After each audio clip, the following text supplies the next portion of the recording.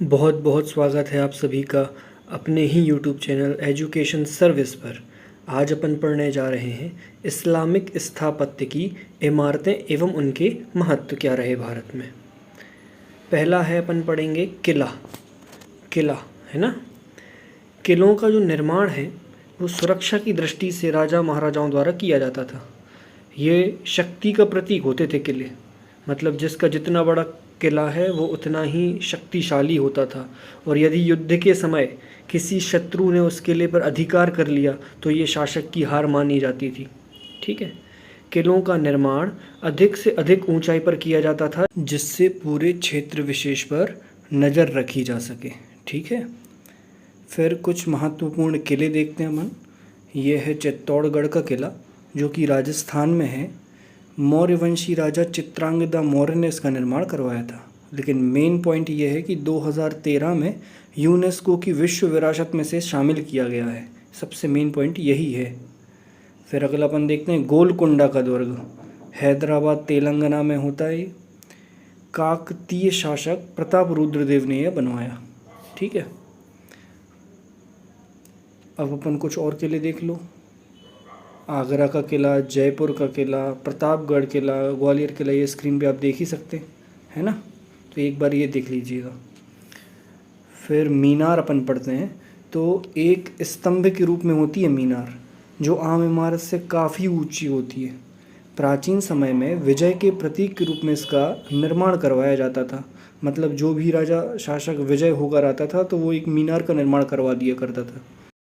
ये मीनारें अक्सर मुस्लिम मस्जिदों के साथ लगे हुए पाए जाते हैं। आप जैसे कोई मस्जिद देखेंगे तो उनमें ये मीनार लगे होते हैं। पहले के समय इन मीनारों पर अजान पढ़ी जाती थी, इसलिए ये फेमस थे, है ना। इसलिए बनवाए भी जाते थे।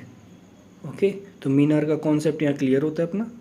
अगर अगला अपन देखते हैं कुतुब मीनार के बारे में, है ना। जैसे यह दिल्ली में है। कुतुब मीनार का निर्माण यदि देखें तो कुतुबुद्दीन ऐबक ने भले ही करवाया था, लेकिन इसका वास्तविक निर्माणकर्ता माना जाता है इल्तुतमिश को, क्योंकि पूरा इसी ने करवाया। कुतुब बख्तियार काकी के सम्मान में कुतुब मीनार का निर्माण करवाया गया था। यह वर्तमान में 5 मंजिल इमारत है और 240 फीट इसकी ऊंचाई है भी ये वर्तमान में। फिर मकबरा देखेंगे अपन। तो मकबरा क्या होते हैं, तो यह एक ऐसी इमारत है जिसमें दफनाने के बाद इमारत बनवा देना मकबरा कहलाता है। भारत में इस प्रकार के मकबरों का निर्माण मुस्लिम बादशाहों की कब्र पर है। जैसे मुमताज़ महल, ये शाहजहाँ की पत्नी थी। देखो, हुमायूं का मकबरा, अकबर का मकबरा, शेर शाह सूरी का मकबरा स्क्रीन पे आप देख सकते हैं। तो ये मकबरे थे, है ना। अब अपन देखते हैं अगला दरगाह। दरगाह एक इस्लामिक धार्मिक स्थान है जो कि सूफ़ी इस्लामिक संत पीर की कब्र हो सकती है। जैसे ख्वाजा मोइनुद्दीन चिश्ती की दरगाह कितनी फेमस है। और दरगाह भी देख लेते हैं अपन, जैसे हाजी अली की दरगाह मुंबई में है ना। ख्वाजा कुतुब बख्तियार की दरगाह, निजामुद्दीन औलिया जी की दरगाह दिल्ली में, है ना। ये प्रमुख हैं। फिर सराय अगर अपन बात करें तो ये नगर आसपास रुकने के लिए बनाए गए सार्वजनिक अस्थायी स्थान होते थे। पहले यदि कोई को रुकना है तो ये सराय वगैरह बनाए जाते थे, है ना।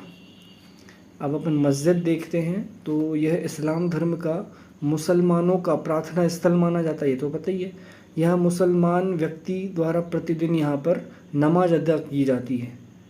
भारत के सभी मुस्लिम पश्चिम की ओर चेहरा करके मतलब नमाज अदा करते हैं, क्योंकि मक्का मदीना भारत से पश्चिम की दिशा में ही पड़ता है ना, इसलिए। अब जामा मस्जिद क्या होती है, जिस स्थान पर अधिक मुस्लिम आबादी होती है वहाँ इबादत के लिए जो सबसे बड़ी मस्जिद होती है उसे ही क्या बोलते हैं, जामा मस्जिद। जहाँ मुस्लिम की आबादी ज़्यादा हो वहीं होंगी जामा मस्जिद, देख लेना, है ना। तो बहुत बहुत धन्यवाद आप सभी का इस वीडियो को देखने के लिए। पसंद आई हो तो इसे लाइक करें, सब्सक्राइब करें। धन्यवाद।